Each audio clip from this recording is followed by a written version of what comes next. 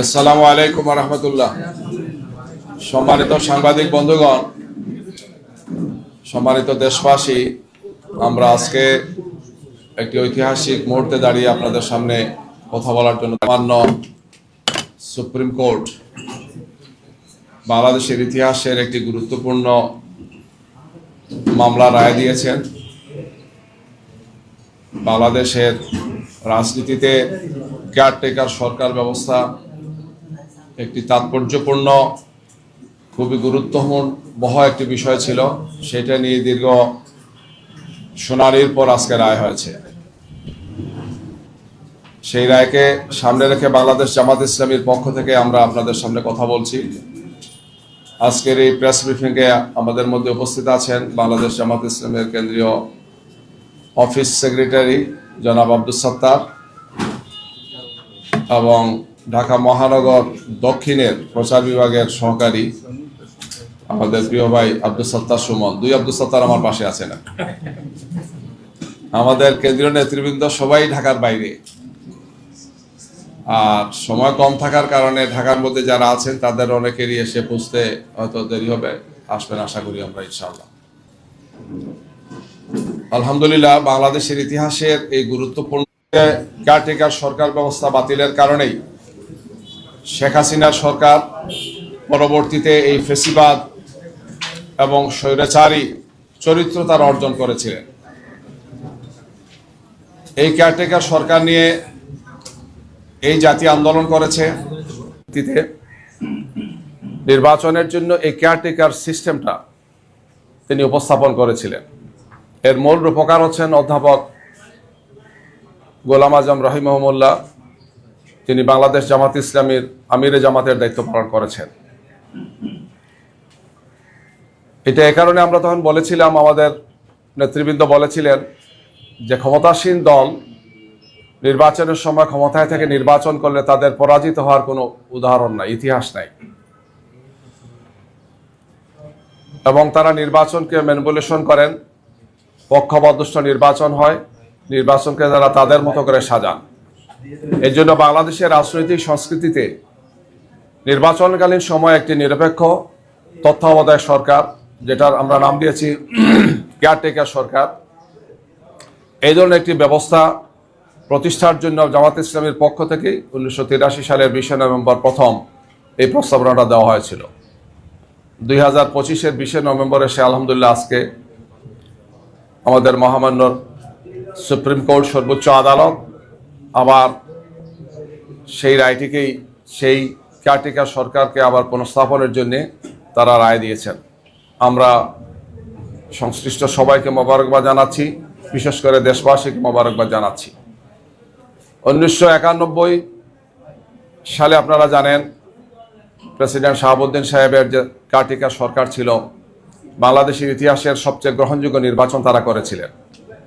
এবং এরপরে 96 পর্যন্ত যারা ক্ষমতায় ছিলেন, আমরা কেয়ারটেকার সরকারের জন্য বিল দিয়েছিলাম।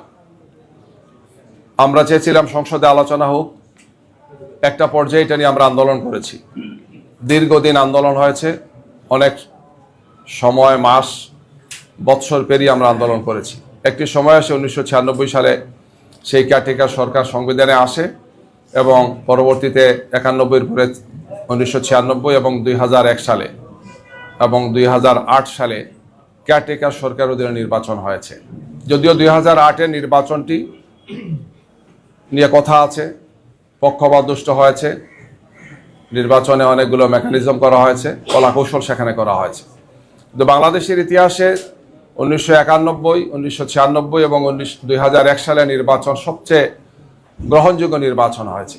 জাতীয়ভাবে এবং আন্তর্জাতিক মানদণ্ডে এই তিনটি নির্বাচন বাংলাদেশের মানুষের প্রত্যাশার, বলা যায় যে সবচেয়ে চমৎকার আকাঙ্ক্ষা সেখানে পূরণ করতে পেরেছেন, গ্রহণযোগ্যতা পেয়েছিল কি। এই কেয়ারটেকার সরকার, হাসিনা সরকার ক্ষমতায় আসার পরে তারা বাতিল করেছেন, এবং এরপরে যে তিনটি নির্বাচন হয়েছে 2014, 2018 এবং 2024-এর যে তিনটি নির্বাচন, বাংলাদেশের ইতিহাসের সবচেয়ে কলঙ্কিত তিনটি নির্বাচন। একটি নির্বাচন 2014 সালে যেখানে বিনা ভোটেই অর্ধেকের চেয়ে বেশি 154 জনের মতো সংসদ সদস্য পাশ করেছেন, ভোটাররা সেখানে ভোট দিতে যান নাই। 2018 সালে আরেকটি নির্বাচন হয়েছে, যে নির্বাচনে জনগণ ভোট দিতে পারেন নাই। আগের দিন রাতের বেলায় সেই ভোটটা দেওয়া হয়েছে, যেটাকে আমরা রাতের ভোট বলেছি। 2024 সে আরেকটি অদ্ভুত নির্বাচন হয়েছে। আওয়ামী লীগ এক পক্ষে, বিপরীত পক্ষে আওয়ামী লীগ ছিলেন, যেটাকে আমি আর ডামি নির্বাচন এদেশের মানুষ, সাংবাদিকরা বলেছেন এটা। অর্থাৎ 2014, 18 এবং 2024 এই তিনটি নির্বাচন বাংলাদেশের ইতিহাসের কলঙ্কিত নির্বাচন। কেয়ারটেকার সরকার না থাকলে বা এই ধরনের একটি লেভেল প্লেইং ফিল্ড এবং নিরপেক্ষ সরকার ব্যবস্থা না থাকলে কি হতে পারে, 14, 18 এবং 24 আমাদের সামনে সেটা জাজ্জল্য উদাহরণ। যার ফলশ্রুতিতে আপনারা জানেন 2024 5 আগস্ট বাংলাদেশের ছাত্র জনতার অভূতপূর্ব গণ অভ্যুত্থানের মাধ্যমে এই ফেসিবাদ এবং স্বৈরাচারী শাসককে বিদায় নিতে হয়েছে। আমরা আল্লাহ সুবহানাহু ওয়া তাআলার কাছে শুকরিয়া আদায় করছি, দেশবাসীকে কৃতজ্ঞতা জানাচ্ছি। এই আন্দোলনে দেশবাসী অংশগ্রহণ করেছেন। আমরা চেষ্টা করেছি আমাদের পক্ষ থেকে সর্বোচ্চ ভূমিকা রাখার জন্যে। এই অন্তর্বর্তীকালীন সরকার দায়িত্বে আসার পর এই কেয়ারটেকার সরকার নিয়ে আপনারা জানেন হাইকোর্টে রিট হয়েছে, শুনানি হয়েছে, অনেক পক্ষ সেখানে ছিলেন। সব পক্ষের শুনানির পরে আজকে মহামান্য সুপ্রিম কোর্ট ঐতিহাসিক সেই রায়টি দিয়েছেন। এই রায়ের মাধ্যমে কেয়ারটেকার সরকার বাংলাদেশে আবার পুনঃপ্রতিষ্ঠিত হলো। মহামান্য আদালত এটাও বলেছেন যে আগামী ত্রয়োদশ নয়, চতুর্দশ জাতীয় সংসদ নির্বাচন এই কেয়ারটেকার সরকারের অধীনে হবে কি। আমাদের সংবিধান সংশোধন সহ অনেকগুলো কাজ আগামী নির্বাচনের পরে হবে, সেখানে এই সমস্ত বিষয়গুলো জাতীয় সংসদে আলোচনা হবে। আমরা আপনাদেরকে মোবারকবাদ জানাচ্ছি, কষ্ট করে এখানে আসছেন।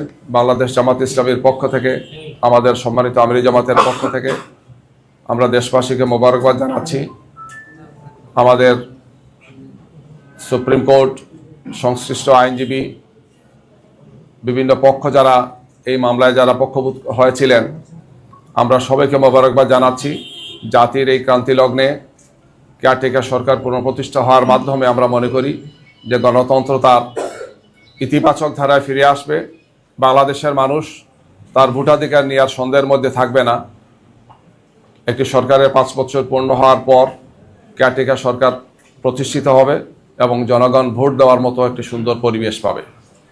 একটি দেশের রাজনৈতিক স্থিতিশীলতা, অর্থনৈতিক স্থিতিশীলতা, তার অগ্রগতি, তার সামগ্রিক উন্নয়নের জন্যেই সরকার ব্যবস্থা, নির্বাচন ব্যবস্থা এবং বিশেষ করে কেয়ারটেকার সরকার ইতিবাচক ভূমিকা পালন করবে, এটা আমরা প্রত্যাশা ব্যক্ত করছি। গিয়ে আমরা আবার আপনাদেরকে মোবারকবাদ জানাচ্ছি, সাংবাদিক বন্ধুদেরকে, আপনারা আজকে এখানে আসছেন। আমাদের পক্ষ থেকে আপনাদেরকে আবার কৃতজ্ঞতা জানিয়ে আমাদের প্রেস ব্রিফিং এর কার্যক্রম আমরা এখানে সমাপ্ত ঘোষণা করছি। প্রশ্ন ছিল সেটা যে রাজনৈতিক সংস্কৃতির পরিবর্তন না ঘটিয়ে এই যে তত্ত্বাবধায়ক সরকার ব্যবস্থা পুনর্বহাল হলো, এতে আসলে কি নির্বাচনের গুণগত পরিবর্তন ঘটবে? আমরা মনে করি যে কেয়ারটেকার সরকার বা নির্বাচন ব্যবস্থা গণতান্ত্রিক ব্যবস্থার একটি গুরুত্বপূর্ণ অংশ। রাজনীতিতে রাজনৈতিক দলগুলো, সরকার বা নির্বাচন ব্যবস্থা সবকিছুর মধ্যেই গুণগত পরিবর্তন আসতে হবে, একটির সাথে আরেকটি ওতপ্রোতভাবে জড়িত। ফেসিবাদ আমাদেরকে যে শিক্ষা দিয়েছে, শেখ হাসিনা যখন ক্ষমতায় ছিলেন, যে এইভাবে কুক্ষিগত করে সরকারের প্রতিষ্ঠানগুলোকে বা রাজনৈতিক প্রতিষ্ঠানগুলো বা রাষ্ট্রীয় প্রতিষ্ঠানগুলোকে কুক্ষিগত করে, অর্থাৎ একটা সার্টেন টাইম ক্ষমতায় থাকা যায় কিন্তু দিন শেষে তাকে পালাতে হয়। তো এটা সব স্বৈরাচারের জন্যে এটা একটা শিক্ষা যে আমাদেরকে জনগণের কল্যাণে ভূমিকা রাখতে হবে। দেশকে, সরকারকে, রাষ্ট্রকে, জনগণকে আমাদেরকে অগ্রাধিকার দিতে হবে। ব্যক্তির চেয়ে দল এবং দলের চেয়ে সরকার, দলের চেয়ে রাষ্ট্র বা জনগণই অগ্রাধিকার পাবে। এই নীতিতে থাকলে আমার মনে হয় আমরা একটি সুন্দর বাংলাদেশ পাবো ইনশাআল্লাহ। আগামী ফেব্রুয়ারিতে যে নির্বাচন হওয়ার কথা আছে সেটি এই বর্তমান অন্তর্বর্তী সরকারের অধীনে হওয়ার একটা কথা আছে। আপনারা কি মনে করেন যে এই সরকারের অধীনে নির্বাচনটি সুষ্ঠু হবে? কারণ দু একজন উপদেষ্টাকে নিয়ে ইতিমধ্যে বিতর্কিত নানা জায়গা বা প্রশ্ন উত্থাপন হয়েছে। এখন যে অন্তর্বর্তীকালীন সরকার আছেন, এটা তো জনগণের প্রত্যাশা, এই গণ আকাঙ্ক্ষার সরকার। বিরাট একটা গণ অভ্যুত্থানের মাধ্যমে তারা ক্ষমতায় এসেছেন। তাদের দায়িত্বটা আসলে যে কোনো সরকারের চেয়ে কম নয়, বরং কোনো কোনো ক্ষেত্রে অনেক অনেক বেশি। যেহেতু গত 16 বছরে আমাদের সবগুলো প্রতিষ্ঠানকে ধ্বংস করা হয়েছে, বিশেষ করে নির্বাচন ব্যবস্থাকে, গণতান্ত্রিক প্রক্রিয়াকে, এই বিষয়টাকে সামনে রেখেই আমরা আগামী নির্বাচনে অংশগ্রহণ করতে যাচ্ছি, যাতে একটি সুষ্ঠু, সুন্দর, গ্রহণযোগ্য নির্বাচন আমরা পাই। আমরা এই সমস্ত বিষয়ে অন্তর্বর্তীকালীন সরকারকে পরামর্শ দিয়েছি, নির্বাচন কমিশনকে আমরা পরামর্শ দিয়েছি, তাদের সাথে আমাদের একাধিক বৈঠক হয়েছে। আমরা বলেছি যে লেভেল প্লেইং ফিল্ড সহ আইন শৃঙ্খলা পরিস্থিতি, নিরপেক্ষ দায়িত্বশীল ব্যক্তিদেরকে সেখানে দেওয়া, 14, 18, 16-তে যারা, 24-এ যারা ছিলেন তাদেরকে না দিয়ে বরং জনগণের চেয়ে গ্রহণযোগ্য, নিরপেক্ষ এবং দেশপ্রেমিক সংশ্লিষ্ট অফিসারদেরকে এগুলোতে দায়িত্ব দেওয়া। এতে তারা কমিটমেন্ট দিয়েছেন যে তারা সেই কাজগুলো করবেন। আমরা সাংবাদিকদের মাধ্যমে, আপনাদের মাধ্যমে আমরা এটা পর্যবেক্ষণ করব যে এই ধরনের কোনো পাতানো নির্বাচন 14, 18 বা 24-এর মতো যদি কেউ করতে চান, তাহলে দেশবাসী অবশ্যই জনগণকে সাথে নিয়ে আমরা সেটা প্রতিরোধ করব ইনশাল্লাহ। আমাদের ধারণা ইনশাল্লাহ যে আগামী 26 সালের ফেব্রুয়ারিতে যে নির্বাচন, সেই নির্বাচন করার ক্ষেত্রে আমরা সবাই দায়িত্ব পালন করব। যেহেতু গত 17 তারিখ যে রায়টা হয়েছে, ফেসিবাদের সাথে যারা ছিলেন তাদের মূল শিখণ্ডী রায় আপনারা দেখেছেন, সেখানে সর্বোচ্চ আদালত, আমাদের ট্রাইব্যুনাল তাদেরকে সর্বোচ্চ শাস্তি দিয়েছেন। এতে প্রমাণিত হয়েছে যে ক্ষমতায় থেকে, ক্ষমতার অপব্যবহার করে, দেশ এবং জাতির সম্পদকে কুক্ষিগত করে ক্ষমতায় থাকা যায়, কিন্তু দিন শেষে তাকে আইনের মুখোমুখি হতে হয়। তো এই জন্য কেয়ারটেকার সরকার এখন যারা আছেন, অন্তর্বর্তীকালীন সরকার এবং এর সাথে নির্বাচন কমিশনে যারা আছেন, তাদেরকেও ইতিহাস থেকে শিক্ষা নিয়ে তাদের দায়িত্ব পালনের জন্য আমরা তাদেরকেও আহ্বান জানাই। ধন্যবাদ। যে সবাইকে ধন্যবাদ। আমাদের পক্ষ থেকে একটা আপ্যায়নের ব্যবস্থা আছে, একটু ওয়েট করতে হবে, হয়তো এসে গেলে আপনাদের হাতে আমরা দিয়ে দেবো ইনশাআল্লাহ। আসসালামু আলাইকুম।